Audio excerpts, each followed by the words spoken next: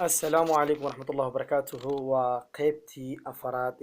اسكو دوينتا تونتا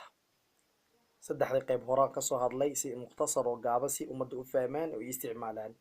قيبتنا فرادية وحا لغو استعماليا تون ايا لغو استعمال تونت وحا لغو استعماليا ملب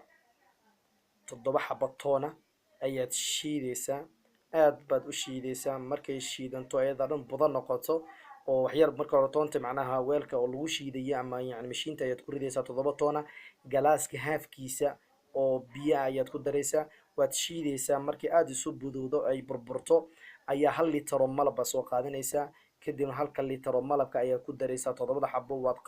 qasaysaa intaad awoodo adkaar baad ku akhrisanaysaa kadibna subaxiyo 2 qaada ah iyo maqribkiyo 2 qaada ayaad isticmaalaysaa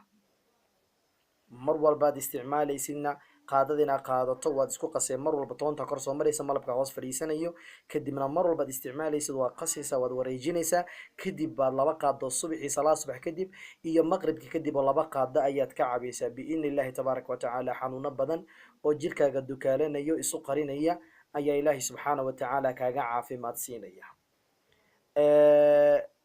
qaabkaas aad u samaysana waa qaab mufiida waa ka intifaaci doonto